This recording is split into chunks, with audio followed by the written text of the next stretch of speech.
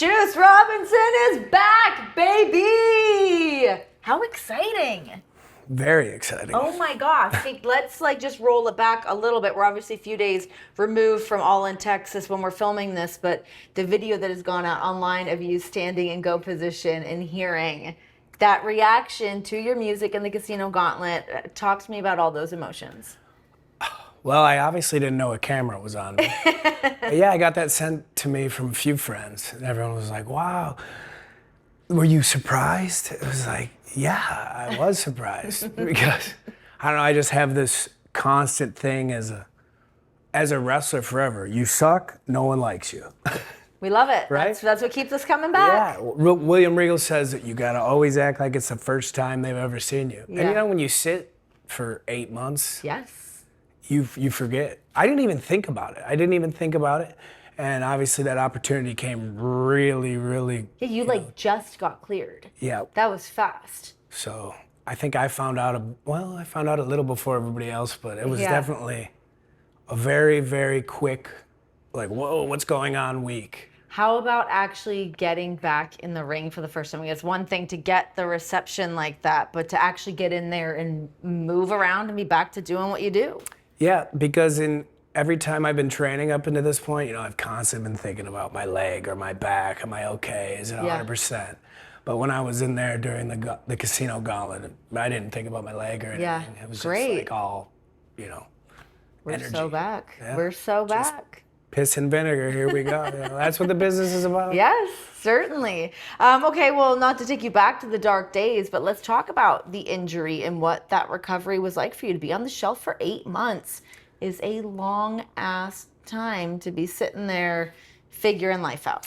Yeah, and I think what made it a little bit more significant for me was the year before I had another injury. Yeah. And I haven't really went into detail about either of them, but I had spine surgery, so that was What was a spine surgery? I ruptured a disc in my lower back, and it was pressing on a nerve, and I was having issues with my leg as far as I was having trouble using it. It was the beginning of what could have gotten much worse, but. How scary. Well, yeah, it's not only scary, but it has this I guess scary would be thinking, oh, I'm not invincible. We get hurt a lot, but spine, that's like brain, heart, those are, you break a hand. I've broken my hands. I've had your husband bite my forehead. Sorry. A lot of that's okay. A lot of different things, but spine. Yeah. You need that. Every little thing is controlled by that stack of dimes. Yeah. And I came back. I thought it would be a lot harder than it was. I was up moving pretty quick. It took a while to get back in the ring, and then when I was just starting to get going, and I snapped my leg. And that one, that was a lot harder than the back. I didn't realize it, but it's hard to sit down for 4 months, 5 months, and then, now you're in a walking boot, and then it's just a long, long process. And, a lot of internal thinking. Yes. A lot of that. Everyone always says that that's the hardest part. It's one thing to physically mend, but it's the mental aspect of what you do in that downtime. Yes. A lot of introspection. What am I doing? How long have I been doing this? Yeah. Where am I at in my career? What's left? Yeah. I've been doing this 17 years, which is crazy to think about for me, because it's not just what I want to do. This is what I do. Yeah. This is just what I do. Yeah. I'm a pro wrestler. Yes. And, I want to do it as long as I can. And, when you do the math, 17 years, I'm about halfway through. Mm-hmm. What do I want to be known for? What am I known for now? Yeah. I don't even know. So a lot of mental gymnastics, I guess, just trying to make sense of things, trying to, be at peace with where I am, where I want to go, and it's hard. It's a fresh slate. That's the way I'm looking at it. Yeah. Part 2 of a 2-part series. We're on to the next chapter. Yep. We're moving on, and we're in it. Okay, so you're back with the Guns. What's the relationship with the Guns at this point? Obviously, a ton has happened with the Bang Bang Gang, with Bullet Club Gold. There's all these different iterations. Where are you guys at right now? Oh, we're trying to get it back on track, I think. Yeah. I think I speak for those two boys, and we just want to try to get everybody back together, synergistically moving down the same track in the same direction. But we've been bit by a little bit of the injury bug the last 2 years. So I think right now we're just trying to like refocus. Yeah. Try to find another little bit of momentum to get the ball moving forward. But I feel like that the men's casino gauntlet was certainly a good way to get everybody back together, train back on the tracks, moving forward. When you do look at the big picture, when you say you've been doing this for 17 years, what you want to be remembered for, what you want to be doing, what does that look like? You know, do I want to be the guy that fake dog pees on people or gyrates his hip or just screams profanity all the time? You know, you log on to the internet and you see how people feel about you, and it's like, do I want to be known as the honeycomb mascot or the Geico caveman? Is that why I got into this? It's not, you know.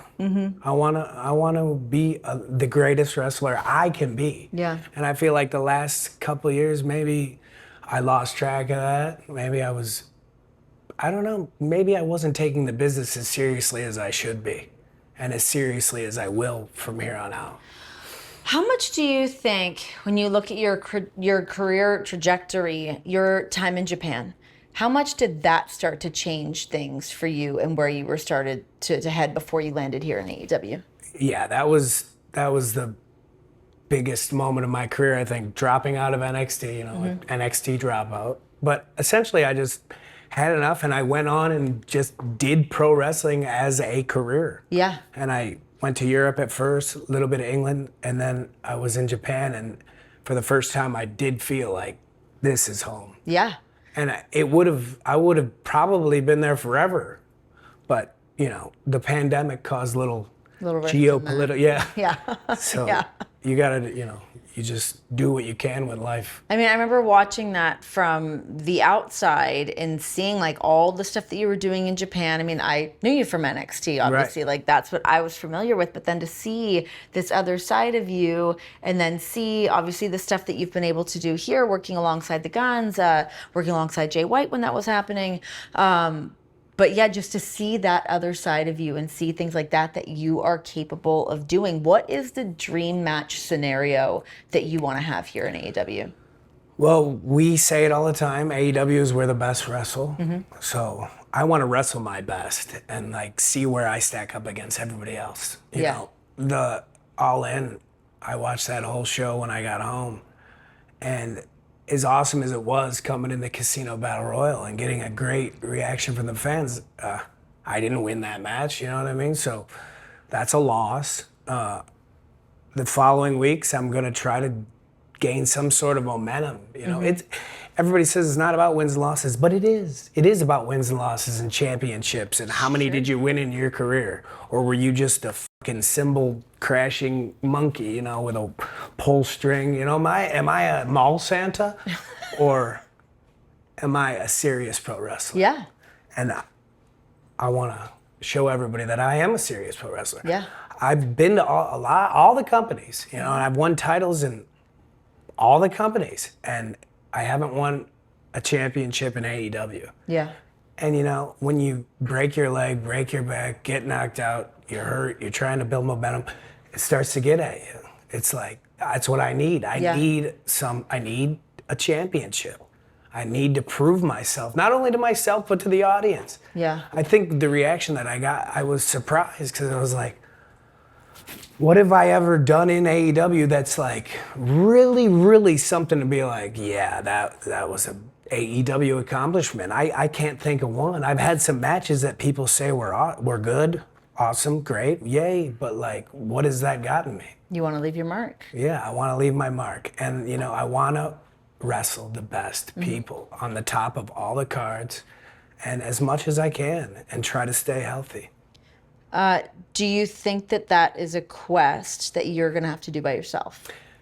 Yeah, it's something within me. It's my own internal struggle. It's my brain that, you know, keeps me up at night. Yeah. What the hell are you doing? And when you took a pause for 8 months and it's like, God, everybody, the people that come up to me and say, oh, I like what you're doing in AEW. Then they talk about me fake dog peeing on somebody. It's like, it's funny, but it's like, Yeah. no, I want to fight your husband in a Texas death match at All In, and you know what I mean? And pick myself up to my feet and, do what Hangman did. Yeah. Do what Okada does, do what Kenny does, do what all these great wrestlers do. I gotta pick my game up. Yeah. And it's easy for me to go out there and be funny. I've got since the beginning of my life, I've gotten yelled at from school, taking control of the class, because I'm bored, and then I start I just take over, I do jokes, I just make sure I get the room. No, I don't care anymore. You know what I mean? Like, if you want to see that, you maybe can see it from some other guy. But I have something I want to do, and that is win a championship, and a big one. Yeah. And there's a bunch in a few companies. There's New Japan. I've won some there. There's ROH. I haven't won one from there. But AEW is, if it's where the best wrestle, that's where I wrestle there. Yes. And if I want to be I have no credentials. I have the credentials that'll get me through every room backstage, but it's like, where are my accomplishments in AEW? Yeah, you want to stack up you got the wins, the victories, the championships. Exactly. I'm excited for this. I feel like there's a good chip on your shoulder right now, and a matter of sitting at home and going through all the stuff that you've been talking about. It's hard to be in a spot like that, and it's hard to pull yourself out of a spot like that, but I feel like you've got, you'll have to bleep this, I feel like you got a little motherfucker going on right now. Yes. I and like the last it. time I had a little bit of motherfucker going is when I left NXT and went to New Japan. Yes. And I know it won't be easy, but I can control and change the narrative that might be on me. I just want to show people. You think you know wrestling, you think you love wrestling. Well, I know wrestling and I love wrestling, so let me show you how good I can be. I love this. There's a phrase that I think about all the time of how heartbreaking it is to not live up to your potential. Yes. And there's nothing like that feeling, that it's like such an empty, hollow feeling, knowing you can do more, knowing you can be more. And this is the time for you to take that shit and run with it. It's true. That's, when you've got something to prove, that's when you're at your best. Yeah. What is it like? I get asked this all the time, so I can turn it on you. What is it like being married to Tony Storm?